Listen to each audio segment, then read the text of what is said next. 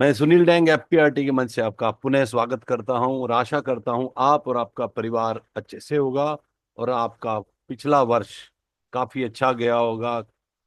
किसी भी भाई की कोई भी शेयरिंग है, कोई अच्छा एक्सपीरियंस है, आप जरूर शेयर करें ताकि बाकी लोगों को भी आपकी एक्सपीरियंस से फायदा हो। आप अपना डिजिटल हैंड रेज करें। राजेश राठौर जी आपको, हाँ, विकास अरोड़ा जी अनम्यूट करके बात करें सर। पीछे की लाइट अगर बंद कर दे तो आप अच्छे से दिखेंगे मार्को, आपके पीछे जो लाइट है। हाँ, अरे वाह, आपने लाइट भी बंद नहीं की, फेस वेरी गुड सर, बहुत बढ़िया सर। सर इसे पोजीशनिंग कहते हैं।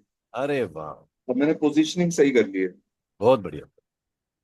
नमस्कार सर। नमस्कार। नमस्कार सभी गुरुजनों और साथियों को। तो लास्ट वीक बहुत शानदार रहा। हमारे दो ग्रुप मेडिक्लेम पॉलिसीज क्लोज हुए हैं और एक ग्रुप पर्सनल एक्सीडेंट क्लोज हुआ है। बहुत ही बढ़िया। और रिटेल में जो बिजनेस कर रहे हैं वो तो चल ही रहा है। तो क्या खास हुआ सर? वो आप ही के बाद बिजनेस क्यों आया, कुछ बताएं। सर ये बिजनेस जो है ना, प्योरली रिलेशनशिप के ऊपर आया। बहुत बढ़िया। जैसे हमारे गुरु जी, राजेश चेतन जी, अतुल भाई ये कहते हैं कि भाई आप रिलेशनशिप में काम करो, तो हमने रिलेशनशिप पे ही काम कर रहे थे और कई सालों से कर रहे थे। और आप विश्वास मानिए कि अ, जैसा कि आप सभी बताते रहते हैं कि कभी भी ना खाली हाथ मत जाइए क्लाइंट के पास। खाली हाथ जाएंगे तो खाली हाथ आने की संभावना है।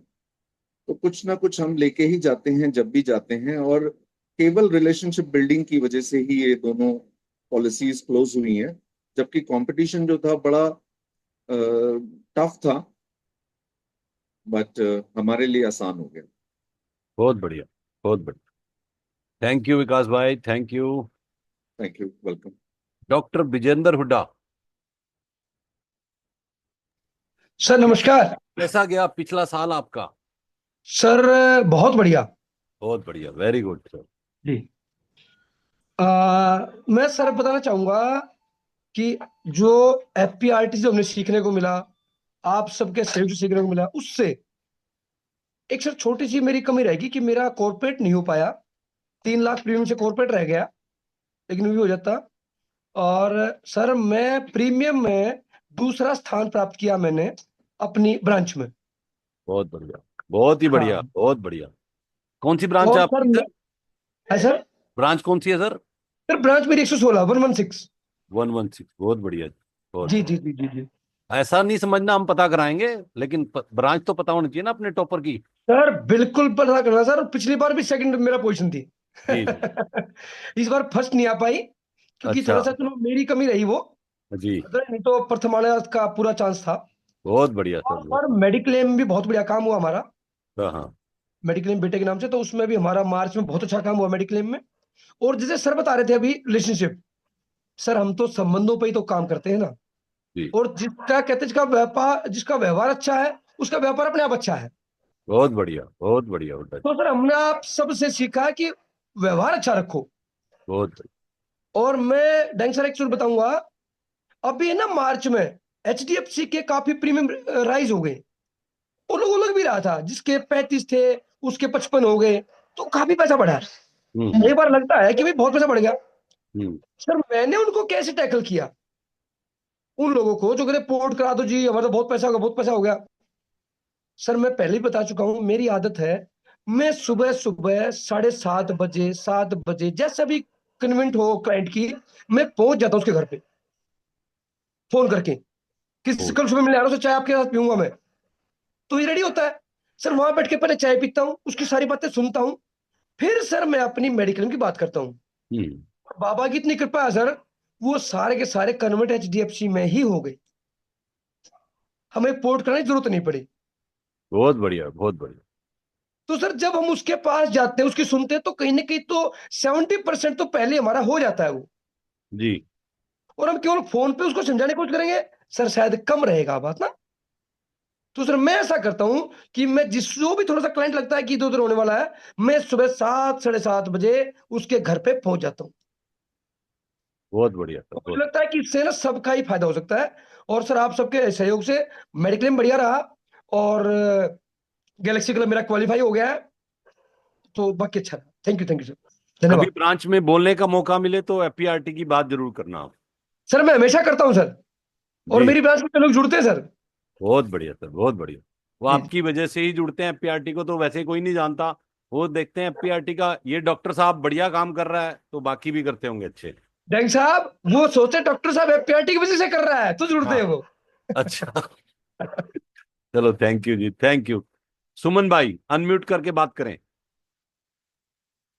नमस्ते सर। आप नमस्ते। सभी गुरुजनों को, जी। आप सभी की कृपा से सर ये साल भी बढ़िया रहा, और ब्रांच में चौथा पोजीशन रहा नंबर पॉलिसी में। 212 पॉलिसी इस साल की है सर। 212 और पॉलिसी, अरे वाह। जी, हमारी तो 4 साल में नहीं होती भाई। सर हम लोग का प्रीमियम कम रहता है, और प्रीमियम में भी इजाफा हुआ इस साल। पिछले साल 17,62,440 था, और इस साल 33,21,772 हुआ। बहुत बढ़िया। बहुत, कोई और कोई स्पेशल सेल है तो बताओ। स्पेशल सेल तो अभी नहीं हुआ है सर, इस महीना में नहीं हुआ, अब स्टार्ट किए, फिर से अप्रैल का स्टार्ट हुआ है। और नंबर ऑफ प्रीमियम में भी तीसरा या चौथा पोजीशन हुआ है ब्रांच में। बहुत बढ़िया, बहुत बढ़िया। जी, thank you. Thank you sir. मैं अपनी एक शेयरिंग करना चाहूंगा। इस बारी हमारे डीओ साहब का फोन आया 15-16 फरवरी के आसपास कि सुनील जी आपकी इस बार सीएम क्लब क्वालिफाई नहीं करना क्या आपने। मुझे लगा, मैंने कहा क्यों नहीं करना सर। मैंने कहा 33 पॉलिसी होगी है, 7 पॉलिसी और करनी है, कर देंगे। कह रहे हैं आपको गलती लगी है, 13 पॉलिसी इसमें आपकी डुप्लीकेट पॉलिसी हैं। डुप्लीकेट मतलब एक की जो हम दो बना देते हैं, तो एक्चुअल में आपकी जो लाइफ है वो 20 ही है। तो मुझे लगा यार ये तो पूरे साल में 20 पॉलिसी हुई है, और अब थोड़े ही दिन बचे हैं। वो कह रहे हैं खाली 20 करने से नहीं होगा, आपको 5 एक्स्ट्रा भी करनी पड़ेंगी। कई बार क्या होता है, कोई वापस ले लेता है, कोई कूलिंग ऑफ में निकलती है, किसी का चेक बाउंस होता है, तो 25 पॉलिसी आपको करनी है। मुझे तो थोड़ा मुश्किल लग ही रहा था, हमारे डीओ साहब को भी मुश्किल लग रहा था कि क्या कैसे होगा, कैसे होगा। लेकिन उसी दिन से जैसे आपका वाई क्लियर होता है ना, आपको करना है। आपको सीएम क्लब आपका एक रेपुटेशन वाला होता है, वो करना है। तो उसी दिन से ठान लिया, करते करते करते करते 15 मार्च को एक कंपटीशन निकाला एलआईसी ने, जिसमें निकाला कि आपका 50 लाख पे एशिया टूर है और 1 करोड़ पे यूरोप टूर है। तो उसी दिन मैंने ठान लिया कि मुझे यूरोप टूर करना है, क्योंकि मैंने एलआईसी का इंटरनेशनल टूर अभी थोड़े दिन पहले ही अटेंड किया था दुबई का। मुझे काफी अच्छा लगा था। तो मुझे उसी दिन वहीं बैठे बैठे लग गया। जिस बंदे को 25 पॉलिसी मुश्किल लग रही थी करनी, 1 करोड़ का टारगेट ले लिया। और उसी दिन से आपके सीएम, आपके बीएम, आपके डिविजनल ऑफिस से, आपके डेवलपमेंट ऑफिसर सब आपको कॉल करते हैं, कहाँ तक पहुंचे, कहाँ तक पहुंचे। और सबसे बड़ी बात है ये, जब मैंने डिक्लेयर अपने घर में किया, अतुल भाई को किया, सबको डिक्लेयर किया कि मुझे ये करना है, अतुल भाई कह रहे हैं होगा, जरूर होगा, तुमने तो पहले भी किया है, तुम्हारे लिए कौन सा मुश्किल है। तो ये ताकत है हमारे अतुल भाई की, जो ऐसा हमारे को पुश करते हैं करो। और जब भी डिसहार्टन होता था ना क्लाइंट से, कई बार बीमा नहीं मिलता, तो बच्चे कहते थे नहीं पापा आपका होगा, होगा, ये बच्चे भी कहते थे। और मैंने हर कॉल को, चाहे वो सीएम सर का हो, बीएम सर का हो, डेवलपमेंट अफसर का हो, कहीं का भी कॉल आता था एलआईसी का, मुझे बुरा नहीं लगता था। हमारे लिए ही तो कॉल कर रहे हैं, हमारे लिए ही तो कर रहे हैं। और दोस्तों, 31 तारीख को मेरे 58 केसेस हो गए एलआईसी में, और मेरा एशिया टूर भी क्वालिफाई हो गया।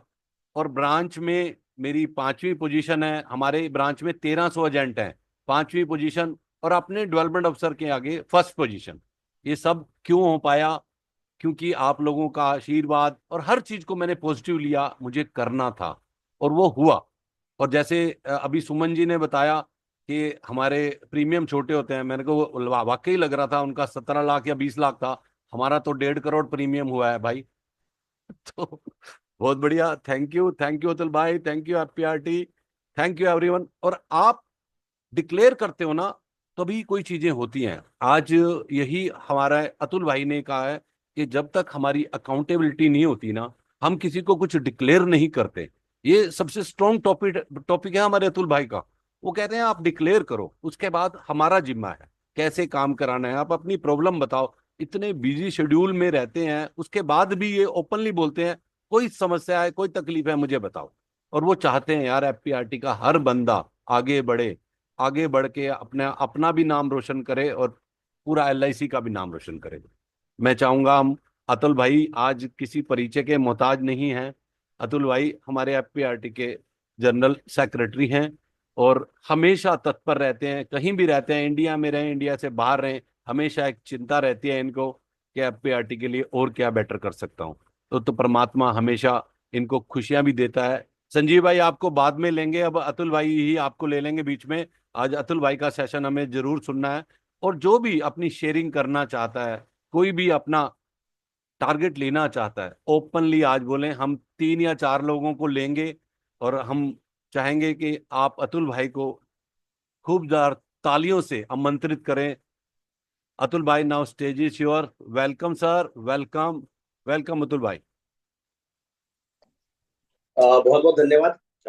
आज सुनील भाई आपने मेरी इंट्रोडक्शन दी, बहुत अच्छे से इंट्रोडक्शन दी।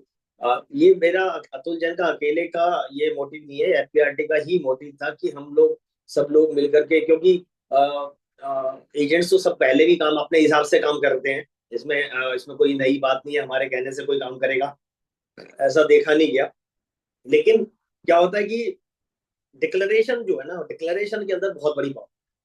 मैंने एक चीज नोटिस करी अपने कैरियर में, जब मैं ट्रेनिंग्स में ज्वाइन करना शुरू करा 2011, मेरा मेरा जो टर्न अराउंड टाइम है वो 2010 में मैंने इंस्टीट्यूट ऑफ एक्सीलेंस से अपना अपना ट्रेनिंग वाला वो शुरू किया था, दौर शुरू किया था। और मैंने ट्रेनिंग से एक चीज देखी कि वो आपकी जिंदगी को कैसे घुमाती है, कैसे आपकी लाइफ को चेंज करते हैं। आज मतलब भगवान का बहुत आशीर्वाद है कि मैं आज 9 दिन वियतनाम, 1 तारीख को मैं रात को वियतनाम गया था और 10 तारीख को मैं वापस आया हूँ सुबह। और 9 दिन मैं और हमारी एलआईसी की क्रूजिंग भी थी, कुछ केसेस मेरे पाइपलाइन में थे जो डिस्कशन चल रहे थे, मैंने वहीं से 1-2 फोन करे और मेरे वो केसेस भी पूरे हुए। तो मैं ये मानता हूँ कि ट्रेनिंग, और जो ट्रेनिंग से खाली ये नहीं होता कि आदमी की नॉलेज अपडेट होती है, ट्रेनिंग से आदमी का माइंड भी खुलता है, उसको लगता है कि मेरे को अपने कैसे मुझे अपनी टीम बड़ी करनी है, कैसे मुझे अपनी चीजों को आगे डिस्ट्रीब्यूट करना है। आप जब तक जब तक आप एक वन मैन आर्मी काम करते रहेंगे, आप हमेशा बिजी रहेंगे। मेरे पास कल विकास अरोड़ा का फोन आया था, मैं जब वियतनाम में था, जब उनका फोन आ रहा था तो मैंने उनसे बात करी, तो उन्होंने कहा कि नहीं, मैंने उनको वहां पे भी यही बोला, मैं आप बात करनी करो, कोई दिक्कत नहीं, क्योंकि रोमिंग लेके गए हुए, कोई ऐसी बात नहीं है। आपको कुछ अर्जेंट है तो कह रहे अर्जेंट तो है, लेकिन आपके आने के बाद बात करूंगा। तो कल रात को मेरी विकास जी से बात हो रही थी, तो वो ये डिस्कशन चल रहा था सर। मैं यही सिर्फ उनसे भी यही बात बोली कि आप ना अपनी टीम डेवलप इस तरीके से करो, जो काम आप आगे आगे दे सकते हो ना सर, वो काम खुद मत करो। जिस काम को आपको लगता है कि ये काम मेरी जगह पे ये कर सकता है, आपको कोई रिन्यूअल के ऊपर कॉल करने की जरूरत नहीं है, आपको कोई क्लेम्स के अंदर बीच में इन्वॉल्व होने की जरूरत नहीं है, आपको कोई ऑफिस मैनेजमेंट के अंदर घुसने की जरूरत नहीं है। आपको कुछ सिस्टम्स बनाने हैं, आपको कुछ थोड़ा प्रोसेस बनाना है, और प्रोसेस बनाने के बाद वो चीजें ऑटोमेटिकली चलेंगी। तो मैं सब लोगों से रिक्वेस्ट करता हूँ, जो भी लोग अपना, अभी हम लोग ये साल का पहला दिन है, और मैं ये मानता हूँ कि आज जितने भी लोग आए हैं ना, शायद आज हमारी रूटीन से, क्योंकि मेरे सेशन में हमेशा से रहता है कि जब भी मेरा सेशन होता है तो शुरू के कुछ टाइम में ही वो सेशन फुल हो जाता है। लेकिन आज का जो सेशन है, अभी बहुत कम लोग आए हैं, तो इसका मतलब ये वो लोग आए हैं जो लोग अपने कैरियर को, अपने अपने नव वर्ष को मंगलमय करने वाले हैं। ये लोग वो आए हैं जिनको लगता है कि हाँ, कमिटमेंट्स की क्या पावर है। मैं बहुत सारी जब मैं ट्रेनिंग्स में आना शुरू करा, जब मैंने बड़े टारगेट्स लेने शुरू करे, आप यकीन मानना, आप छोटा टारगेट लोगे ना, आप जब छोटा टारगेट्स लेंगे तो वो अचीव करने के बाद आपको वो खुशी नहीं मिलेगी। जब आप बड़ा टारगेट को आप अचीव नहीं भी करेंगे ना, तो भी छोटे वाले टारगेट से बहुत ऊपर होंगे। तो आपको ये देखना है, ये भी नहीं, मैं इस चीज को एक बार और रेक्टिफाई करना चाहता हूँ और अच्छे से क्लियर करना चाहता हूँ कि ये भी नहीं होना चाहिए कि हम एमडीआरटी नहीं कर पा रहे। ऐसा भी मैंने एक जगह पे देखा है कि लोग एमडीआरटी नहीं कर पाते थे और सीधा जाके कहते थे इस बार मैं टीओटी करूंगा। तो मैं एमडीआई की ट्रेनिंग्स में, एलआईसी की तरफ से मुझे कई बार एमडीआई की ट्रेनिंग अटेंड करने का मौका मिला। तो जब मैं उन लोगों से ट्रेनिंग्स लेता था, गया मैं, तो उन्होंने ये बोला कि सर हम आपको मार्केटिंग तो सिखा ही नहीं सकते, बिकॉज यू आर स्टॉलवर्ट्स। आप जो LIC की तरफ से MDI में आ रहे हैं, वो लोग आपको लोग वो तो अब वो लोग हैं, बेसिकली वो लोग हैं जो ऑलरेडी अचीवर्स हैं।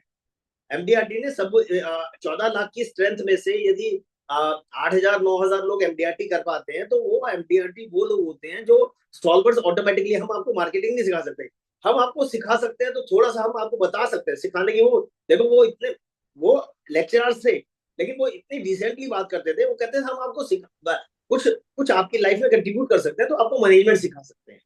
तो वहां से मैं 2000, मुझे याद है शायद 2013 या 2014 में पहली बार मुझे MDI की ट्रेनिंग का मौका मिला था। उसके बाद मैं टोटल मिला के 3 या 4 बार मैं MDI की ट्रेनिंग अटेंड करके आया।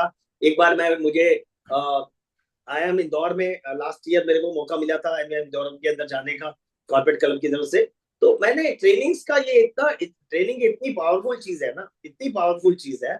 आप अपने ट्रेनिंग्स में से, और ये भी क्योंकि मैं एक स्लो लर्नर हूँ, मैं अपने आप को कभी भी मतलब वो नहीं मानता कि मैं बहुत ज्यादा चीजों एक जैसे कोई कुछ सुनी और मैंने एकदम तुरंत मेरे अंदर दिमाग में सेट होगी, ऐसा मैं नहीं मानता। शुरू से पढ़ाई में जहां तक मेरी एजुकेशन भी है वो बहुत स्लो चली थी। मैं मतलब बहुत इंटेलिजेंट बच्चा नहीं रहा अपने कभी थ्रू आउट माई कैरियर। लेकिन मेरे अंदर एक चीज रही, वो रही कंसिस्टेंसी की। मैं एक कंटिन्यू काम करता हूँ, और आप यकीन मानना कंसिस्टेंसी का एक लाइफ में एक बिल्कुल अलग ही रोल है। यदि आप कंसिस्टेंट रहेंगे ना, मैं आपको अश्योर करता हूँ, आप कोई काम करते रहिए।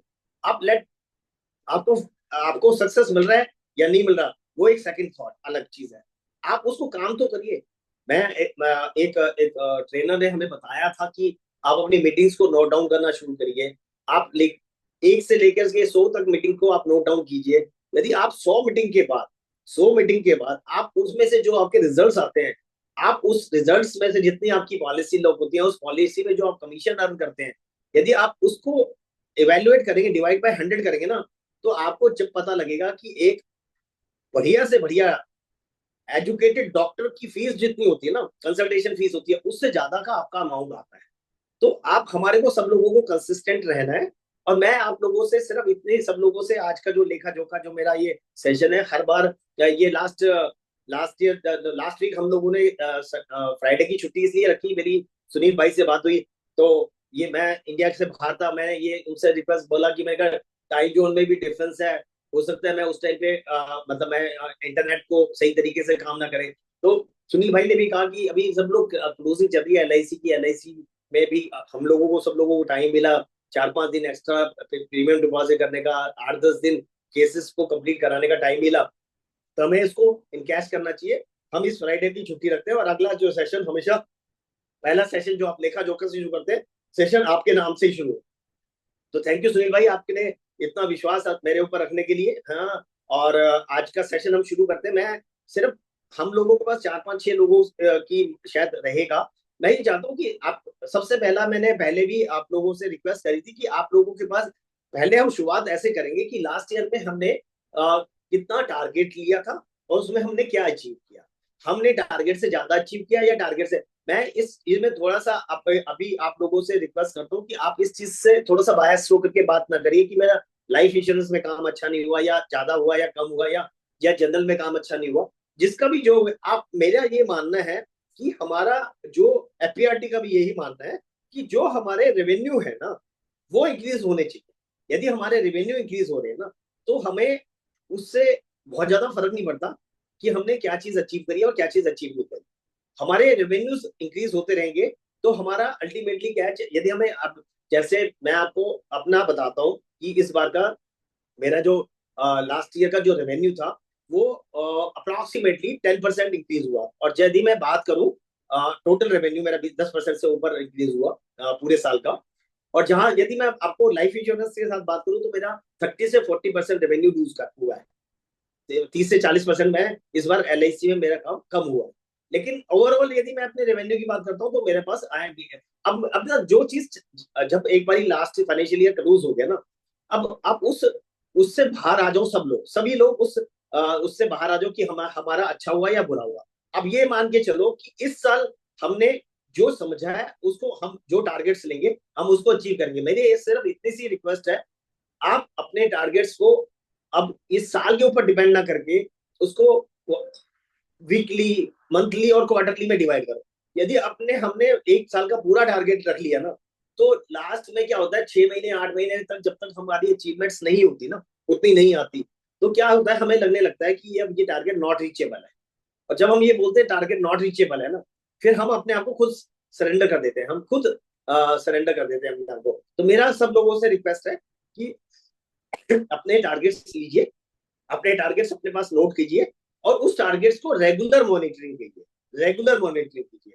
एजुकेशन में लगे रहिए, एफपीआरडी से जुड़े हुए हैं, आपको और भी जो अच्छे ट्रेनर्स हैं हमारे पास, लाइफ इंश्योरेंस के, जनरल इंश्योरेंस के, म्यूचुअल फंड्स के, अब सब भी ट्रेनिंग्स लीजिए, किसी की भी, लेकिन बहुत ज्यादा ट्रेनिंग मत लेना, आपको इम्प्लीमेंटेशन करने में दिक्कत आएगी। क्योंकि हम लोग जो बात करते हैं, हो सकता है दूसरा ट्रेनर कुछ और तरीके से बात करे, तीसरा ट्रेनर कुछ और तरीके से बात करे, तो उसमें क्या होता है कि लोग फिर घूम जाते हैं कि भाई करें क्या। ठीक है, पहले हम लोग अपने यहाँ पे, हम आप लोगों ने देखा होगा हमारे यहाँ एफपीआरटी में हम ट्रेनर्स को बुलाते थे पहले, अब हमने ट्रेनर्स बुलाने इसलिए शुरू बंद कर दिए, अब नहीं बुला रहे, हम सिर्फ परफॉर्मर्स को बुलाते हैं। जो लोग अपनी लाइफ में आगे अच्छा अचीव कर रहे हैं, हम उन लोगों को बुलाते हैं। क्योंकि अचीवर्स ना, हो सकता है अच्छे स्पोक्समैन ना हो, अचीवर्स हो सकता है अच्छे स्पोक्समैन ना हो, लेकिन वो अपनी जिंदगी की आपको रियलिटी बताएंगे। स्पीकर्स क्या, जो जो लोग ट्रेनर्स होते हैं ना, वो आपको मोटिवेट तो कर देते हैं, लेकिन उसमें क्या होता है, मोटिवेशन का जो एक वो है ना, मोटिवेशन का जो टाइम लिमिट है ना, वो बड़ा लिमिटेड है। 1 2 दिन 3 दिन 4 दिन के बाद यदि आपको रिजल्ट नहीं आता ना, तो वो मोटिवेशन अपने आप गायब हो जाता है। तो यदि आप सिस्टम को फॉलो करते हो, आपने एक सिस्टम बनाया कि भाई मुझे रेगुलर मीटिंग्स करनी है, मुझे रिटायरमेंट के ऊपर काम करना है, मुझे चाइल्ड एजुकेशन के ऊपर काम करना है। कल मेरी विकास अरोड़ा जी से बात हो रही थी, इन्होंने ये कुछ विल के ऊपर बात करने लगे, ये सक्सेशन प्लानिंग के ऊपर बात करने, मैंने इनसे सिर्फ इतना सा बोला, मैं कहता आप किसी भी चीज पे काम करो, आप टफ काम को मत हाथ लगाओ। ये सारे टफ काम है, जो लोग को, जिन लोगों के पास पैसा बहुत ज्यादा है, उन लोगों को विल दे। और मेरे का सब चीजें कहीं ना कहीं चैलेंजेबल। यदि किसी के लाइफ में डिस्प्यूट है ना, तो आप उसको छेड़ ही नहीं सकते, उस डिस्प्यूट को रोक ही नहीं सकते। किसी की फैमिली में यदि डिस्प्यूट होना है ना, आप कितने मर्जी सिस्टम बना के चल दो, वो कोर्ट में चला जाएगा केस में, तो फिर कोर्ट के हाथों में आ जाएगा। वो 10 साल लगेंगे, 15 साल लगेंगे, 20 साल लगेंगे। तो जो सीधा प्रोसेस है, अच्छा, अब सरकारी लोगों को रिटायरमेंट नहीं मिल, रिटायरमेंट का कोई प्रोविजन नहीं है, प्राइवेट कंपनी में रिटायरमेंट का कोई प्रोविजन नहीं है, तो हम उस पर, उस प्रोसेस को काम करें ना, उस प्रोसेस को काम करने में क्या प्रॉब्लम है, क्या दिक्कत है। हम लोगों को वो काम करना चाहिए जिसमें जिसकी जो समय की नीड है। आजकल हर फैमिली में 1 या 2 बच्चे होते हैं, हर आदमी अपने बच्चों को, चाहे बेशक वो कुछ भी, चाहे बेशक उसकी कोई भी एजुकेशन हो, चाहे बेशक उसकी कोई भी फाइनेंशियल स्ट्रेंथ हो, चाहे बेशक उसका कुछ भी हो, वो अपने बच्चों के लिए हमेशा अच्छे से अच्छा चाहता है। वो चाहता है कि मैं उसको अच्छे से अच्छे स्कूल में पढ़ाऊं, वो अच्छा अच्छा वो मतलब पढ़ लिख करके बड़ा आदमी बने। जो सपने वो पूरे अपने नहीं कर पाता, वो उम्मीद करता है कि मेरे बच्चे पूरी करके। तो हमारे पास बच्चों के एजुकेशन के लिए बात करेंगे, बच्चों के बर्थडे की बात करेंगे, बच्चों रिटायरमेंट्स की बात करेंगे, यदि कोई किसी के ऊपर लोन लाइबिलिटी है उसको हेजिंग की बात करेंगे। ये एक इजी प्रोसेस है, वो उसके साथ साथ साथ लिंक होता है। हम एक नई नई चीजें करना शुरू करते हैं, नई चीजें करने में क्या होता है कि जिसके पास बहुत पैसा है, उसके पास कंसल्टेंट भी बहुत होते हैं। ठीक है, आज भी इंश्योरेंस एडवाइजर और जो चार्टर्ड अकाउंटेंट्स हैं, लॉयर्स हैं, उनसे तो नीचे की कैटेगरी मानी जाती है ना, उनसे बराबर की कैटेगरी तो नहीं मानी जाती ना। आज भी वो लोग अपने चार्टर्ड अकाउंटेंट को जो वेट्स देते हैं, वो उतना इंश्योरेंस एडवाइजर्स को नहीं देते। ये एक कड़वा सत्य है, और इसमें इस कड़वे सत्य को हमें सब लोगों को लेना भी पड़ेगा। इसमें कोई ऐसी बात नहीं है कि ये बात हम कोई गलत तरीके से बोल रहे हैं। ये हमें अपने आप को अपग्रेड करना पड़ेगा, हम सब लोगों को कोशिश करनी पड़ेगी, अच्छे से अच्छी बातें करनी पड़ेगी। तो मेरा ये मानना है कि जिस तरह से लास्ट ईयर मेरा पास जो रेवेन्यू था, मैंने टारगेट्स मेरे भी काफी बड़े थे, लेकिन आई डोंट नो हुआ क्या, मुझे भी नहीं पता। जो मुझे समझ आया कि अप्रैल से लेकर दिसंबर तक शेयर मार्केट इस तरीके से चल रही थी कि क्लाइंट ने बैठने का मौका ही नहीं दिया। क्लाइंट ने बैठने का बिल्कुल मौका नहीं दिया। क्लाइंट को ये लगने लगा कि 4 5 6% की रिटर्न का कोई मतलब नहीं है, 25 30% की रिटर्न हो तो बात करो। ठीक है, तो 30 जब जब दिसंबर तक मार्केट बहुत बूम पे थी, तो पूरे देखो, हम सबको बोलते हैं कि यार मोटिवेटेड रहो, मोटिवेटेड रहो, कहीं ना कहीं जब आपको रिजल्ट नहीं मिलता, तो टाइट फिर सबकी होती है। ठीक है, ऐसा नहीं है कि आप कितने भी मोटिवेट, लेकिन हमारे साथ अच्छा क्या रहता है कि हमारे पास जनरल इंश्योरेंस का एक बड़ा वो है, कॉर्पस है। हम जनरल इंश्योरेंस में बड़े लेवल पे काम करते हैं, और जनरल इंश्योरेंस का तो सबसे अच्छी खासियत क्या होती है कि जनरल इंश्योरेंस में आपको रोज कोई ना कोई एक्टिविटी आपकी लाइफ में रहती है। तो हम जब अपनी रोज की एक्टिविटी करते रहते हैं तो हमारे पास टाइम पूरा निकल जाता है, हमें भी नहीं पता लगता कि हमें वो मतलब हमारे को वो डिमोटिवेशन वाला वो नहीं आ पाता, क्योंकि कुछ ना कुछ डेली एक्टिविटीज में हमारे पास आ जाता है। तो मैं आप लोगों से सिर्फ इतना रिक्वेस्ट करता हूँ कि आप अपना जो भी आज हम अभी सबसे पहले हम संजीव पुरी जी को अनम्यूट करने के लिए बोलेंगे। राजेश, संजीव पुरी जी को अनम्यूट कीजिए। संजीव जी, मैं आपसे आपका स्वागत है पहले तो एफपीआरटी में। और मैं आपसे सिर्फ इतना सा कहूंगा कि आप एक बारी, मैंने पहले भी आप लोगों को सबको बोला था कि अपने फिगर्स निकलवा के रखिएगा, क्योंकि फिगर्स आपके हाथ में होंगे तो आप लोगों को भी अच्छा रहेगा कि पता लगने का। और आप सब लोगों से एक और रिक्वेस्ट है कि इस फाइनेंशियल ईयर से जो लोग ना, जो भी लोगों को अकाउंटिंग नहीं आती ना, आप अकाउंटिंग जरूर करो, हर कंपनी का रिकंसिलेशन जरूर करो। आज के दिन कोई सी भी ऐसी कंपनी नहीं है जिसके कमीशन में डिफरेंस नहीं आता, एलआईसी को छोड़कर। एलआईसी के अंदर कमीशन में कोई कभी डिफरेंस नहीं आता। डिफरेंस आता है तो सिर्फ इस वजह से आता है कि हो सकता है कभी एक पर्टिकुलर डेट का वो आरएफएम नहीं चलता, तो शायद कभी, और वो भी पहले आता था, अब तो मुझे काफी दिनों से मुझे लगा नहीं कि ऐसा कुछ होता है। लेकिन जो जनरल इंश्योरेंस कंपनीज है ना, उन लोगों से मेरे आप लोगों से सबसे रिक्वेस्ट है कि आप अपना कमीशन रिकंसिलेशन जरूर करो, क्योंकि बहुत सारे डिफरेंसेस आते हैं। हम लोग आज भी हमारे कई सारी कंपनीज ये कहती है जन सब एक अकेले आप ऐसे हो जो चीजें नोट कर करके बताते हो, नहीं तो हमारे पास तो इतने सारे एजेंट्स हैं। मैंने कहा एजेंट्स तो बहुत सारे हैं, उसमें कोई दो राय नहीं है। एजेंट्स को कमाने की होड़ तो बहुत लगी हुई है, लेकिन उसको अपना हिसाब रखना नहीं आता। और मेरी आप लोगों से, सब लोगों से ये विनती है कि इस साल अपना लेखा जोखा है ना, वो भी रखो। उससे क्या होगा, आपने मान लिया 1 मिनट के लिए आपने किसी ने सोचा कि भाई मुझे इस साल में 1 करोड़ कमाना है, ठीक है ना, 1 करोड़ रुपए कमाना है, तो आपको यदि 1 करोड़ कमाना है तो आपको 8.5 लाख में महीना बाय डिफॉल्ट कमाना पड़ेगा ना। यदि आपने अपना अकाउंटिंग बना रखा होगा कि मुझे एलआईसी से इतना आ रहा है, यहाँ से इतना आ रहा है, वहां से इतना आ रहा है, वहां से इतना आ रहा है, आपको जब शॉर्टफॉल दिखेगा और उसको अगले अप्रैल से मई में कम्युलेटिव करके लेके जाएंगे, तो आपको आपके अंदर और एनर्जी आएगी कि भाई नहीं, मुझे थोड़ा सा और अच्छे से करना है जिससे कि मेरा शॉर्टफॉल कम हो जाए किसी तरीके से। तो मैं आप लोगों से सिर्फ इतनी सी रिक्वेस्ट करना चाहता हूँ कि अपना अकाउंटिंग सिस्टम बनाइए, आप अपने टारगेट को नोट करके रखिए, उसको मॉनिटर करते रहिए। यदि आप दिसंबर में जाके बोलोगे कि मुझे, जनवरी में बोलोगे मुझे टीओटी करनी है और दिसंबर में जाकर के आपका एमडीआरटी भी नहीं हो पा रहा, तो सर दिसंबर में एक महीने में ऐसा है कि मार्च के महीने में मैंने मार्च 2023 में मैंने अपनी जिंदगी का सबसे बड़ा मतलब प्रीमियम उठा, 1 करोड़ से ऊपर का रेगुलर प्रीमियम एक महीने के अंदर उठाया था। लेकिन वो हमारा लक भी हो सकता है, गवर्नमेंट की अभी जो इनकम टैक्स की रूलिंग चेंज हो रही थी वो भी एक रीजन बन सकता है।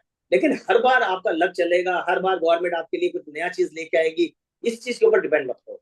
आपको डिपेंड करना है तो आपको अपने सिस्टम्स बनाने पड़ेंगे, अपना अकाउंटिंग सिस्टम बनाना पड़ेगा, अपने आप को खुद मॉनिटर करना पड़ेगा। आप सोचो कि कोई आपको मॉनिटर करेगा, नहीं हो पाएगा। आपको खुद सेल्फ मोटिवेशन आपको चाहिए, आप खुद अपने आप मोटिवेटेड रहिए, आप खुद अपना हिसाब बनाइए। यदि आप सब कुछ करेंगे तो आप लोग आगे जा पाएंगे, आपके सारे टारगेट्स पूरे होंगे। आज जितने भी लोग अभी तक आए हैं उनमें से जो लोग आज अपना टारगेट लिखेंगे, मैं आपको गारंटी लिख के बताता हूँ, आप अपने पिछले सालों के जो फिगर्स होंगे ना, उसको सरपास हर हालत में करेंगे, हर हालत में करेंगे। तो अपना फिगर्स लिख लीजिए ईमानदारी से, जो आपको सबको समझ आता है। मैं संजीव पुरी जी की तरफ जा रहा हूँ। संजीव जी नमस्कार, आइए। हाँ बताइए सर, आपका नमस्कार। लास्ट ईयर क्या था? सर लास्ट ईयर टारगेट रखा था बड़ा।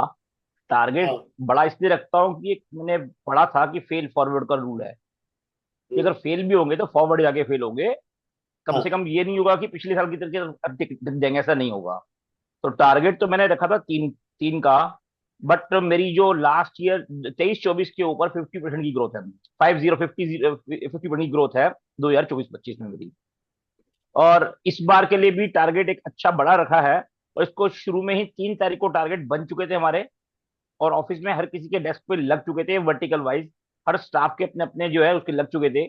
और उनको साथ साथ में जैसे कहते हैं ना वेट लगाना, तो वो सबको एक टारगेट मिल गया, ये टारगेट अचीव करोगे तो ये आपको ये मिलेगा। हर किसी के लिए लग गया और मेरे अपने लिए भी लग गया है कि मेरा भी अपना टारगेट है कि मैं ये अचीव करूंगा तो मुझे ये मिलेगा ना। कुछ भी चीज बिना गोल के नहीं आएगी। एक बड़ा क्लियर कट ऑफिस में है ये, मतलब ऑफिस में अगर कोई एडिशन होना है, कुछ भी एडिशन होना है लाइफ में अपनी, तो वो गोल ओरिएंटेड ही होगा। जब गोल अचीव हो जाएगा वो आ जाएगा, लाइक एक छोटी सी बात बताता हूँ, मेरे ऑफिस में, मैंने बड़ा ऑफिस शिफ्ट किया तो एक 2 टन का एसी लगा हुआ है स्टाफ के रूम में, मेरे रूम में एसी नहीं है अभी। मेरा स्टाफ मुझे बार बार कह रहा है, मैंने कहा करा रहा हूँ करा रहा हूँ, बिकॉज मेरा एक टारगेट है इस अप्रैल के एंड तक, जो मेरा एक टारगेट बनेगा मेरे को, तब एसी लगवाऊंगा, क्योंकि मुझे ऑफिस में बैठना ही नहीं है। मैं ऑफिस में किस लिए बैठूं अपने रूम में? बच्चों के रूम में, स्टाफ के रूम में एसी चल रहा है ना, चलता रहे। मैं ऑफिस में बैठूंगा, एसी लगेगा, बैठ जाऊंगा, शायद आराम करने, आराम परस्त हो जाऊंगा। बैठूंगा ही नहीं, जब थोड़ी देर बैठ रहा है, गर्मी लगेगी, बच्चों के रूम में जाके बैठ गए, उल्टा उनका काम भी नजर कर लिया, उसके बाद अपनी कॉल बुक करी, मीटिंग में निकल गए। कोशिश यही है जो आपने लास्ट ईयर कहा था, 4 कॉल पर डे एवरेज लेके चलने की कोशिश कर रहा हूँ। नहीं हो पा रहा है, आई नो, 2 3 ही हो पाती है, इससे ज्यादा नहीं हो पाती है, बट 4 तक की कोशिश में रखा हूँ और होपफुली आप लोगों की ब्लेसिंग से सिस्टम को जुड़ा रहूंगा। तो 4 कॉल अगर डेली मेंटेन हो गई, एवरेज निकल गई, तो ये जो टारगेट रखा है वो पक्का अचीव हो जाएगा। बहुत बढ़िया, बहुत बढ़िया। संजीव जी, बस आपसे आपने जो बताया 50, आप पहली बात तो ना हमारी तरफ से अपनी पीठ थपथपा लीजिए, खुद थपथपा लीजिए। हाँ ठीक है, 50% की ग्रोथ लास्ट ईयर। मैं बहुत सारे लोगों से मिला, बहुत सारे लोगों से मिला, ठीक है। 24 जो फाइनेंशियल ईयर 24-25 है, वो जो लोगों ने बात करी, वो ये बात हुई कि वो ये फाइनेंशियली ये ईयर वो बहुत ज्यादा इंप्रेसिव ईयर नहीं रहा। जैसे 23-24 थोड़ा सा अच्छा था सब लोगों के लिए, तो 24-25 उतना अच्छा नहीं था, ठीक है। और उसके बावजूद भी आपने यदि अपनी 50% की ग्रोथ है, इंडस्ट्री शायद 8-10% के ऊपर चल रही होगी, जहां तक मुझे समझ अभी के मेरे पास अभी आईआईडी के डेटा नहीं आए हैं, क्योंकि भी सब बहुत सारी जगह पे क्लोजिंग हो रही है। तो मुझे लगता है कि इंडस्ट्री 8-10% की ग्रोथ पे चल रही है, और यदि वहां पे आपने 50% की ग्रोथ बुक करी है, तो मैं आपको बहुत बहुत साधुवाद देना चाहता हूँ कि आप लोग आपने अपनी तरीके से बहुत अचीव किया है। और अपने उस जो जिस तरीके से आप जिस मोमेंटो से आप चल रहे हैं ना, उसी मोमेंटो से चलते रहिए। मीटिंग्स देखो, एक टाइम ऐसा आता है जब आपकी कम मीटिंग्स में भी रिजल्ट्स अच्छे आते हैं, ठीक है। आप क्या होता है जब मीटिंग्स करते हैं ना, शुरू में मीटिंग्स होते हैं, तो आपकी जो कन्वर्जन रेशियो थोड़ी सी कम होती है, लेकिन धीरे धीरे जैसे जैसे आपका एक्सपीरियंस बढ़ता रहता है लोगों की। अच्छा, सबसे अच्छी बात क्या होती है, जो लोगों की ऑब्जेक्शंस होती है ना, वो हम लोगों को सबसे ज्यादा अच्छे हमारे काम आती है, क्योंकि वो ऐसी क्वेश्चंस पूछते हैं जिसका आंसर हमें ढूंढना पड़ता है, और उसका ढूंढने के बाद क्या होता है, जब हम उसका आंसर ढूंढ लेते हैं ना, तो कभी वो दोबारा कभी क्वेश्चन आता है तो हम उसका इमीडिएटली आंसर देने की हालत में आते हैं। तो उससे सबसे बड़ा फायदा क्या होता है, उससे सबसे बड़ा फायदा ये रहता है कि हमारे पास यदि सामने के सामने हम जब जवाब देते हैं ना, और सामने क्लाइंट के साथ बैठ करके, तो क्लाइंट के अंदर आपके लिए कॉन्फिडेंस बनता है कि हाँ यार, ये बंदा ना उसको कुछ आता है। यदि आप बोलो कि यार, और गलत, मेरी एक और रिक्वेस्ट है, तो आप सब लोगों से रिक्वेस्ट है, मैं बात संजीव पुरी जी से कर रहा हूँ, बाकी सब लोगों से रिक्वेस्ट है। बाय चांस यदि किसी क्लाइंट ने आपसे कोई बात करी, कोई भी बात करी, ठीक है, और आपको उसका जवाब नहीं आता, तो प्लीज उसको गलत मत देना जवाब, उसको कहना, उसमें कोई ऐसी कोई बुराई नहीं है, कहना सर देखो, this is a very good thing, मुझे आई एम वेरी हैप्पी कि आपने मेरे से ये बात करी, और मेरा आज इतने सालों का एक्सपीरियंस हो गया, बट आप मुझे पहले ऐसे बंदे मिले जिन्होंने ये बात करी। ऑनेस्टली अभी मेरे पास इसका जवाब आधा अधूरा है। क्या? अभी ऑनेस्टली मेरे पास इसका जवाब आधा अधूरा है, बट मैं चाहता हूं कि क्योंकि आपने एक इतना रेलिवेंट क्वेश्चन करा है, मैं आपको इसका बात अपने अपने सीनियर्स से बात करके, अपने जो मेंटर्स हैं उनसे बात करके बताऊंगा। और मैं आपको बहुत बहुत थैंक यू बोलता हूँ कि सर आपने मेरी जिंदगी में एक चीज ऐड करी, ठीक है। और उसके बाद उसका आंसर ढूंढ करके उसको जवाब दो, ठीक है। उससे और उसको ना एप्रिसिएशन जो है ना, एप्रिसिएशन रुको, एप्रिसिएशन सब चाहते हैं, हर बंदा चाहता है एप्रिसिएशन। दुनिया में कोई एक ऐसा आदमी नहीं होगा जो ये चाहता नहीं हो कि मुझे कोई लोग अप्रिशिएट करें, कोई ऐसा आदमी नहीं होगा दुनिया में, नो बडी।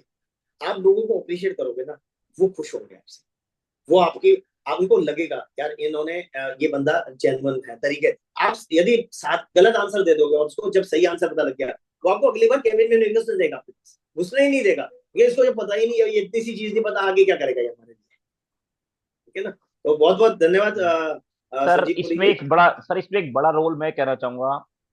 हम बिजनेस जिस प्रोफेशन में है, पहली बात तो हमें ये मानना चाहिए हम प्रोफेशन में है, ठीक है ना सर। इसमें तो क्योंकि हम सेलिंग में नहीं है, प्रोफेशन में है, हमें अपने प्रोफेशन की कदर करनी चाहिए और हमें सोशलाइज होना चाहिए, समाज में हमारा कंट्रीब्यूशन होना चाहिए, और वो सिर्फ कमाने के लिए नहीं, छोड़ के पैसे को भूल जाइए, सोशलाइज होइए, किसी की हेल्प कर सकते हैं करिए, किसी को राइट गाइड कर सकते हैं करिए।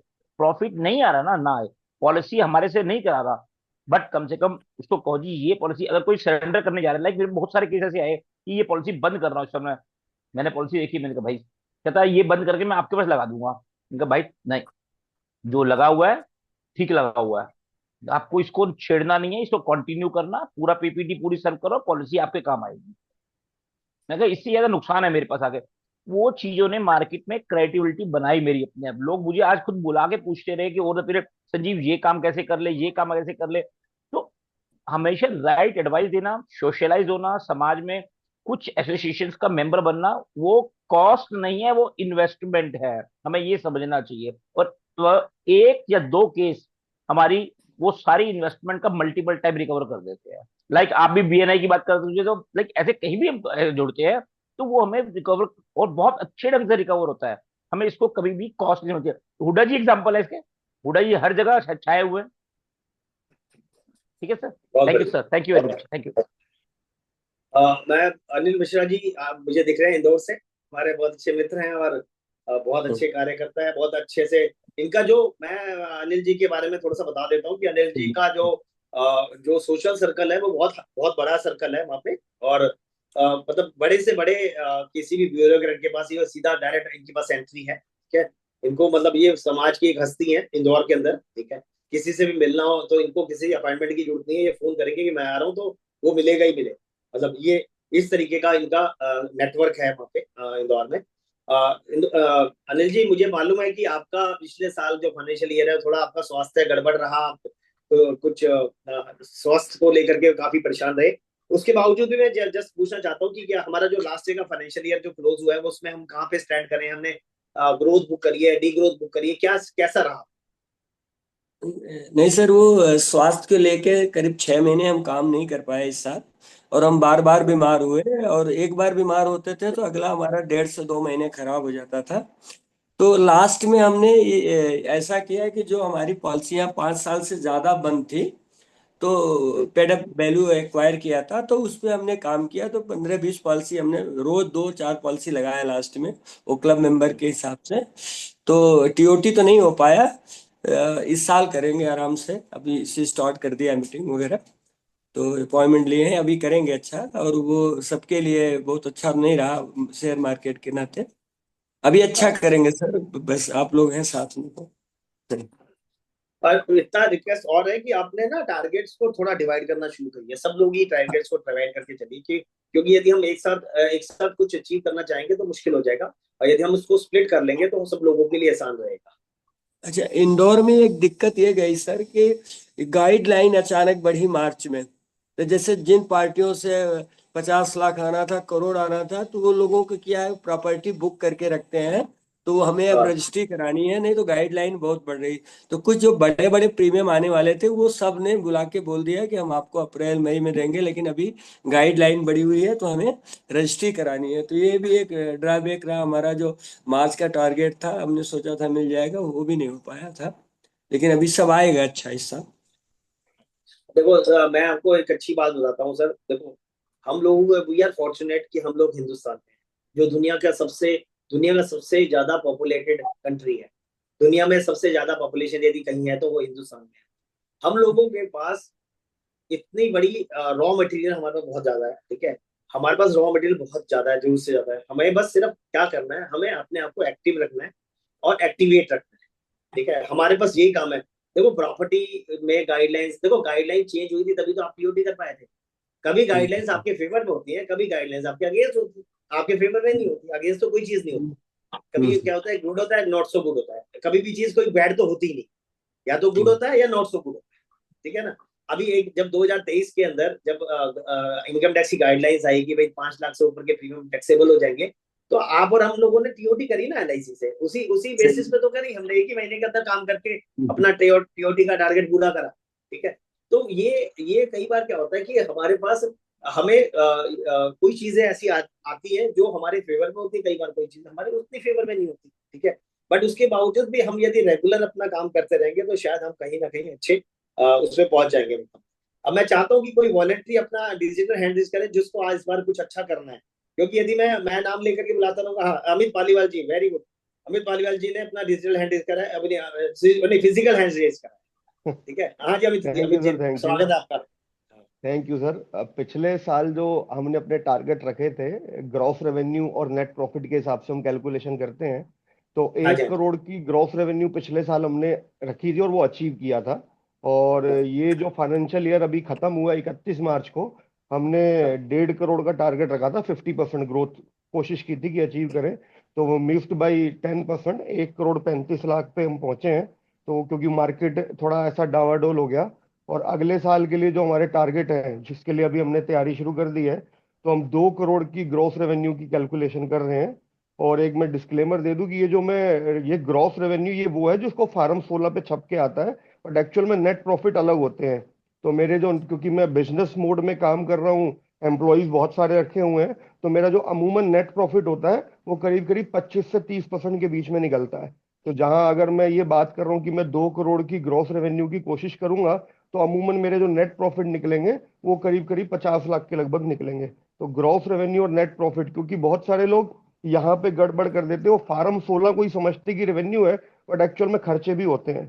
तो ये हमारा पिछले साल से लेके अब तक का था, और अभी फिर हमने 50% का टारगेट रखा है कि हम अचीव करेंगे अगले साल। Thank you sir. बहुत बढ़िया अमित जी। देखो सबसे अच्छी बात क्या है कि यदि 35% की ग्रोथ आपने अचीव करी ना, और ये 35% की अचीव शायद इस वजह से हो पाई कि आपने 50% की सोची थी।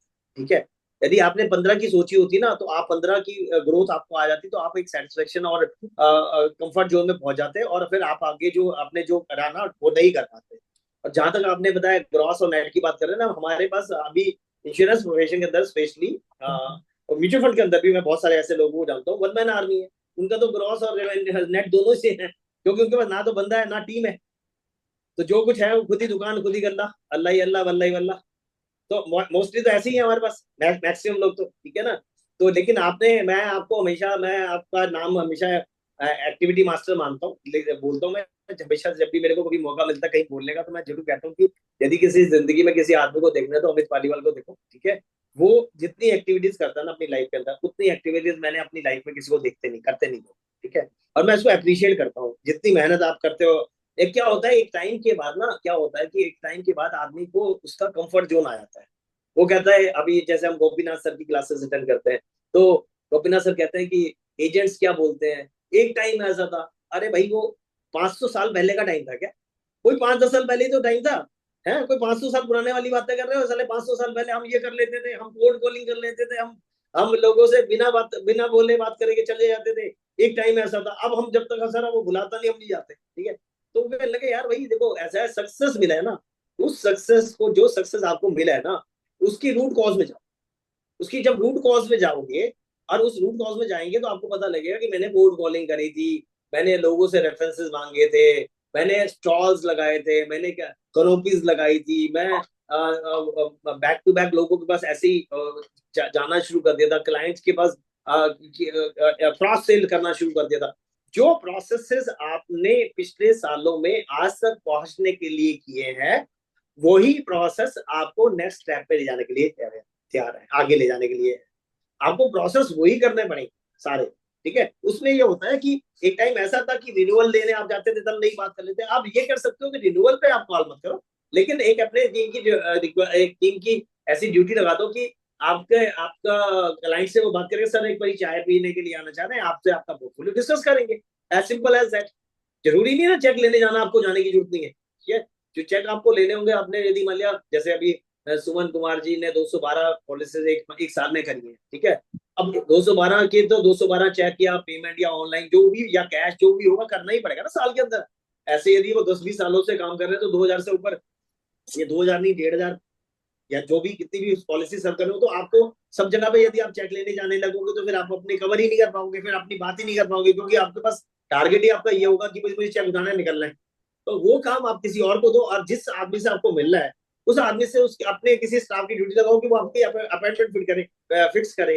और जब आपकी अपॉइंटमेंट फिक्स होकर के जाओगे, तो आप एक क्लियर मोटिव से जाओगे कि मुझे उससे जो बात करनी है वो सिर्फ नए धंधे की बात करनी है, उसके पोर्टफोलियो को डिस्कस करना है। सर हमने 5 साल पहले पॉलिसी ली थी, लास्ट पॉलिसी आपकी ये रही थी, उस टाइम पे आपकी फाइनेंशियल आपकी अर्निंग ईयरली अर्निंग ये थी, अब इसमें अब आपकी आज 5 साल के अंदर आप यहाँ तक पहुंच चुके हो। सर अपने को इसको थोड़ा सा, इस गैप को थोड़ा कम कर, आपकी एज भी बढ़ रही है, अब आगे आने वाले टाइम में कुछ LIC की ऐसी पॉलिसीज आ चुकी है जो 50 साल के बाद अवेलेबल नहीं है। अभी हमारे पास टाइम है, we should buy a good policy. अभी आपकी हेल्थ सही चल रही है, वेल्थ सही चल रही है, LIC, क्योंकि सर आपको कोई भी इन्वेस्टमेंट के लिए ना आपको पैसे चाहिए होते हैं, लेकिन LIC के अंदर इन्वेस्टमेंट करने के लिए ना आपको हेल्थ और वेल्थ दोनों चाहिए होते हैं।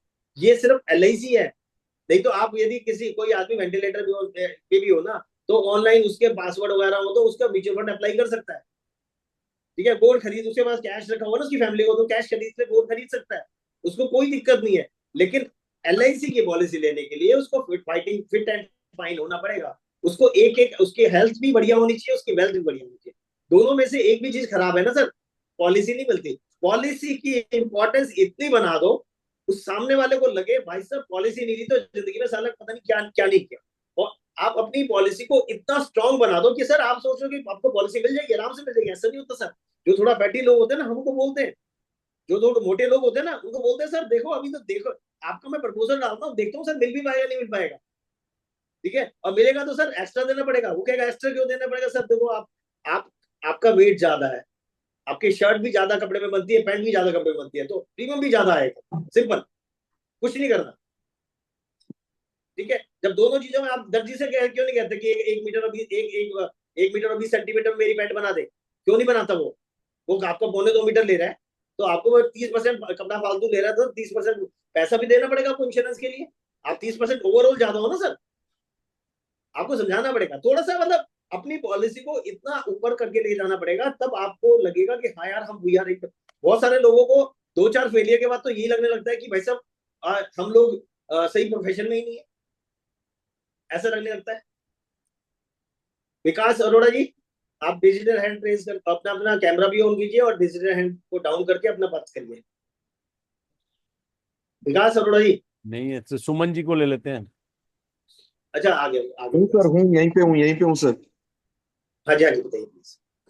जी, मेरा सर हेल्थ इंश्योरेंस का जो टोटल पोर्टफोलियो है करीब 85-90 लाख है, जो करीब 20% बढ़ा है लास्ट ईयर से। कितना? 20%।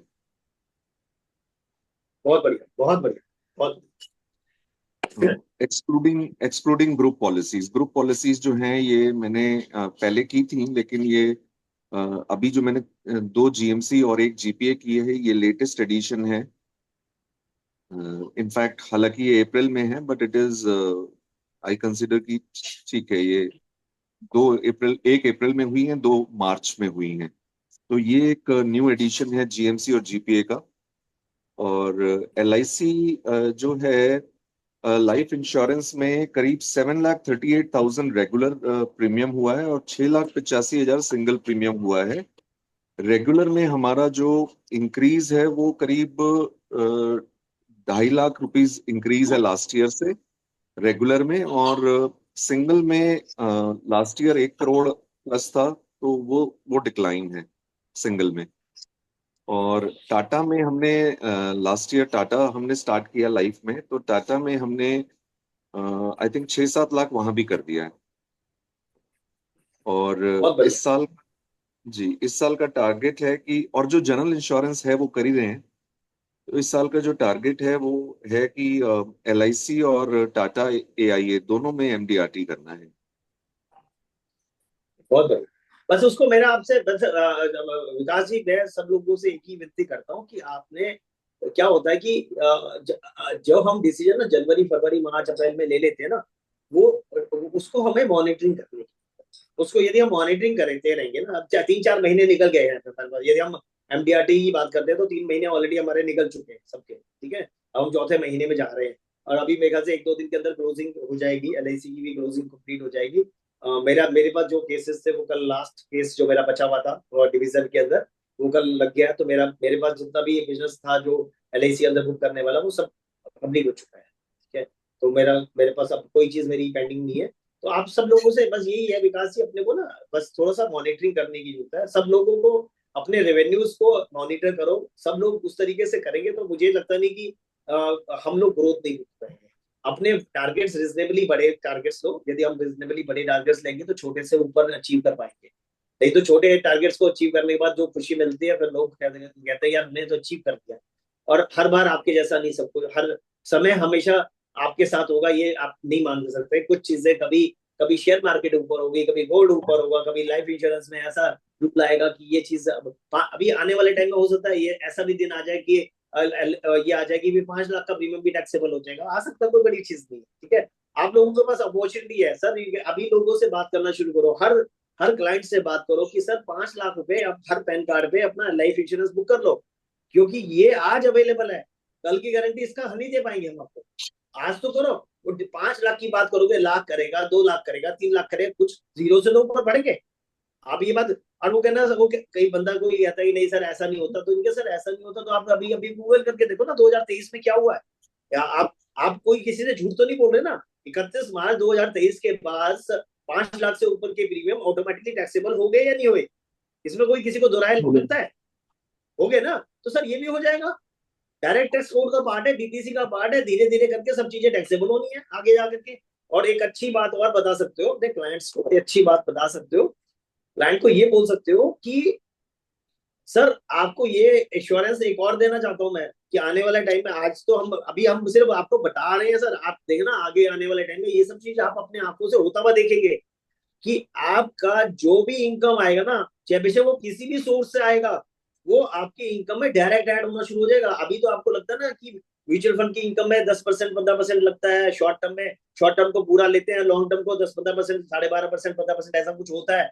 सर आने वाले टाइम में आप देख लेना, गवर्नमेंट हर इनकम को आपकी इनकम के अंदर ऐड करेगी और गारंटी करेगी। ये बोलना शुरू करो, आज आपको 5 लाख का प्रीमियम देने के बाद 8 लाख रुपए टैक्स फ्री मिलते हैं, और आने वाले टाइम में यदि 8 लाख रुपए टैक्स फ्री होंगे तो वो शायद टैक्सेबल अमाउंट 14-15 लाख रुपए हो जाएगा वो आने वाले टाइम में।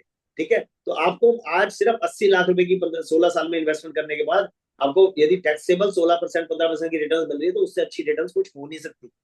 आज बुक कर लीजिए सर, बुक करके। इतना तो हम बोल सकते हैं, या इसमें भी कोई हमें दिक्कत है बोलने में? और हमने कोई गलत बात बिल्कुल नहीं बोल रहे, किसी को एक भी बात गलत नहीं है इसके अंदर। हमारे पास जीवन उत्सव प्लान है जो गारंटेड 10% देता है, सम एश्योर्ड का 80 लाख की पॉलिसी का प्रीमियम 5 लाख से नीचे आता है, जो हमारे 5 लाख के पैरामीटर को पूरा करता है। 8 लाख रुपए का जो पैसा आएगा वो guaranteed 100% life long tax free मिलेगा। यदि वो बंदा 30% 40% के टैक्स स्लैब पे बनेगा आगे जाकर के, जब तक वो पैसे आएंगे, टैक्सेशन 40-50% हो ही जाना है हिंदुस्तान में भी। जैसे दुनिया के डेवलप कंट्रीज में हाई टैक्सेशन होता है, ऐसे हमारे यहाँ भी हाई टैक्सेशन। अब्दुल भाई, ठीक है, टाइम हो रहा है तो 2 और ले लो शेयरिंग आप, ये हुड्डा जी हाँ और जी, हाँ, सुमन जी की फटाफट ले लो। ठीक है, ठीक है, ठीक। सुमन जी अनम्यूट करके बात करें। और स्क्रिप्ट में करें छोटे से, जल्दी से। जी सर, एक बार फिर से आप सभी को प्रणाम सर। अच्छा, इस साल का टारगेट है नंबर ऑफ पॉलिसी में 500, और प्रीमियम सर 1 करोड़ सिंगल और 50 लाख नॉन सिंगल। बहुत इंक्रीजमेंट बढ़िया। हुआ है, नॉन सिंगल में इंक्रीजमेंट हुआ है करीब 30% का, और सिंगल में पिछले साल 1 लाख ही कर पाया था, इस साल 8 लाख किए हैं। सॉरी सर, उल्टा 800% हो की गया। हो। जी सर। और इस साल सर सीओटी करने का टारगेट लिए हैं सर, 35 लाख कमीशन कमाना है दिसंबर तक, और total earning 50 lakh sir March तक इस वित्तीय वर्ष में। ठीक है जी, thank you thank you thank you. Thank you sir. Prakash ji. Suman ji एक मिनट, एक हाँ सेकंड, सुमन जी भाई, सुमन जी को थोड़ा सा जी सर। करेक्ट करना पड़ेगा, क्योंकि इसको आपको ना एक चीज थोड़ा समझना पड़ेगा। यदि जी आपने जो बोला है ना सर, समझ जी, अपने को हिसाब पे रखना पड़ेगा सब चीजों का। जी 1 करोड़ जी रुपए का सर। प्रीमियम और 50 लाख का नॉन सिंगल से हमारा 35 लाख कमीशन बन ही नहीं सकता, आप समझो। ठीक है, आप पहले अपने को हमें ना समझना पड़ेगा। यदि हम, क्या होगा, हम नहीं समझेंगे ना तो हम आगे नहीं बढ़ पाएंगे। आप समझो कि यदि आपने अपना टारगेट ही रख रखा है मुझे 50 लाख नॉन सिंगल लेना है और 1 करोड़ पे सिंगल लेना है, तो उससे आपका डबल एमडीआरटी ही हो पाएगा, या वो भी, हाँ, वो डबल नहीं एमडीआरटी सर, भी नहीं हो पाएगा। उल्टा हो गया सर, 33 लाख इस बार हुआ है। 1 करोड़ नॉन सिंगल है सर, 50 लाख सिंगल है सर। अच्छा, 1 करोड़ से जी जी एक आपने 1 करोड़ पे सिंगल प्रीमियम ले, नॉन सिंगल लेना है। जी जी जी हाँ, सर। अब सही ट्रैक पर। ठीक है, जी अब सर, सही ट्रैक। ठीक, उल्टा वेरी हो गुड, गया सर वेरी गुड। बीच में। कोई बात नहीं, कोई बात नहीं, हमें अभी अभी तो आज क्लास में सही कर दिया ना आपका, कोई दिक्कत नहीं जी है। जी अब तो होना ही होना है, अब सही हो जाएगा, आपने सही कर लिया तो जी हो सर। जाएगा सही। जी सर, 50% एमडीआरटी हो गया है सर अभी इस साल का। वेरी गुड, बहुत बहुत बढ़िया, बहुत बढ़िया। Thank you sir. अब लास्ट लास्ट शेयरिंग लेंगे। प्रकाश टेकवानी जी, नमस्कार सर, नमस्कार। वीडियो ऑन करो सर।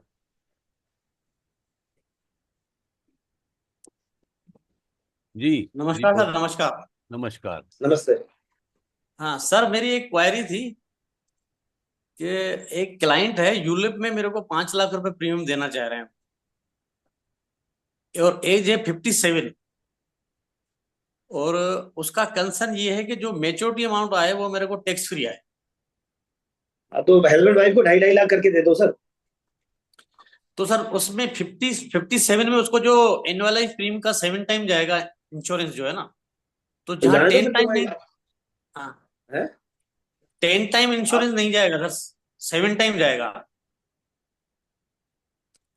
अमित पालीवाल जी, ईएलएसएस बचता है इसके लिए खाली। ईएलएसएस। हाँ। अच्छा, अमित पालीवाल जी वैसे अच्छा जवाब दे सकते थे, मुझे लगता है कि अमित पालीवाल जी इस चीज के अमित चैंपियन है। पालीवाल जी गाड़ी सर में सर मैं बैठने के बताता लिए। हूँ सर। हाँ 57 की जो एज है ना सर, 57 की हाँ एज में हाँ। मोर्टेलिटी रेट इतना ज्यादा होता है कि क्लाइंट को जो रिटर्न जनरेट होंगे ना वो उसके एक्सपेंसेस में चले जाएंगे। तो कोई और फिक्स रिटर्न वाला प्रोडक्ट ले लेंगे ना जिसमें अश्योर्ड रिटर्न हो, तो ज्यादा बेहतर रहेगा। क्योंकि 57 की जो मोर्टेलिटी इतनी ज्यादा है, इवन वो 7 टाइम्स भी लेंगे ना तो भी उनका नेट रिटर्न, क्योंकि यूलिप की रिटर्न बनती है 10-11% की रेंज में, मोर्टेलिटी कट जाएगी 5-6%, नेट प्रॉफिट बनेगा मुश्किल से 5%। तो 5% टैक्स फ्री कोई बहुत अच्छी बात है नहीं। आप कोई और फिक्स इनकम प्रोडक्ट उनको ऑफर करें, वो ज्यादा बेहतर है। ओके, थैंक यू, बहुत थैंक यू बढ़िया, sir, thank you, thank you, बहुत थैंक यू बढ़िया, सर, बहुत थैंक यू। बढ़िया, बहुत बढ़िया। विजेंद्र हुड्डा जी, विजेंद्र हुड्डा जी बोलिए। सर नमस्कार। नमस्कार।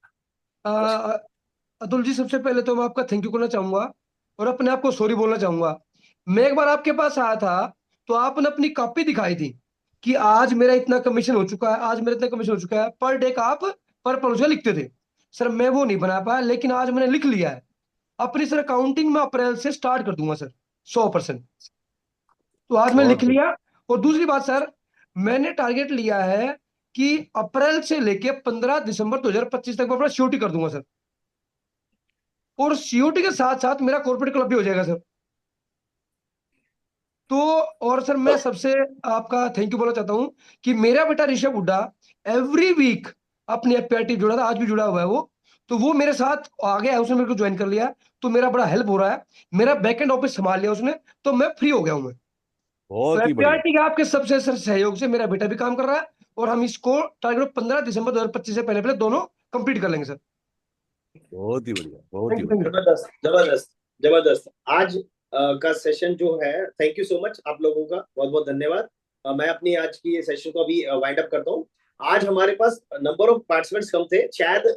देखो, काम कम होने का एक रीजन ये भी हो सकता है कि हम लोग अकाउंटेबल होना ही नहीं चाहते। नहीं तो मैं आपको यकीन मानना कि मेरा ये अभी तक का सबसे कम पार्टिसिपेंट्स मेरे आज आज के सेशन में है, सबसे कम। नहीं तो मेरा हमेशा से रहा है कि सेशन हमारा शुरू होता है तो 8 बज के 5 मिनट पे 7 मिनट में हमारी 100 की जो हमारी लिमिट है वो पूरी हो जाती है, ठीक है। लेकिन आज अभी तक हम देख पा रहे हैं लास्ट सेशन का लास्ट मिनट में पहुंच चुके हैं और उस सेशन के अंदर बहुत लोग नहीं आए। तो ये भी एक ना बहुत बड़ा ड्रॉबैक है कि हम लोग अकाउंटेबल नहीं होना चाहते। और फिर जब हम क्रिटिसिज्म की बात आते हैं तो हमारे पास 1,000 जवाब है एलआईसी को पोसने के लिए, जनरल इंश्योरेंस कंपनीज को पोसने के लिए। यदि अपने आप को ठीक करने की हालत में नहीं है तो हम दूसरे को ठीक कर। हम ये चाहते हैं, सभी लोग ये चाहते हैं कि हम हम तो जैसे हैं वैसे ही रहे, सामने वाला ठीक हो जाए। तो भैया हम लोग फिर गलत प्रोफेशन। मैं माफी चाहता हूं यदि जो लोगों को ये लगता है कि भाई सामने वाला ठीक होएगा, तो फिर हमारा प्रोफेशन ऐसा नहीं है। हमारा प्रोफेशन में हमें ही सही होना पड़ेगा, ठीक है। हमें ही रेगुलर होना पड़ेगा, हमें ही अकाउंटेबल होना पड़ेगा, हमें ही क्लाइंट के पास जाना पड़ेगा, हमें उसको 4 चीजें समझानी पड़ेगी, हमें ही नेटवर्किंग करनी पड़ेगी, हमें ही कोल्ड कॉलिंग करनी पड़ेगी। जो जिसका जो इंटरेस्ट है, इंटरेस्ट तो देखो, कंफर्ट जोन से बाहर आना गेटिंग सबसे ओल्ड। पहला जो काम है।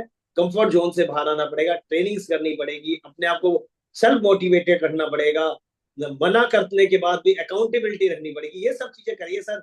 मैं आपको एश्योर करता हूँ, मैं जिन जिन लोगों ने अपनी अपनी शेयरिंग करी है, मैं उन लोगों को बहुत बहुत धन्यवाद देता हूँ। आप लोगों ने जो जो टारगेट्स लिखे हैं, जो लोग आज नहीं भी, अब जिनको आज बोलने का मौका नहीं मिल पाया, लेकिन उन लोगों से भी रिक्वेस्ट है, और जितने भी यूट्यूब पे हम लोगों को सुनेंगे उन लोगों से भी रिक्वेस्ट है कि आप प्लीज अपने साल के गोल्स बना लीजिए, जिससे कि आप आगे इस फाइनेंशियल ईयर में बहुत ज्यादा अच्छे से ग्रो कर सके। Thank you so much.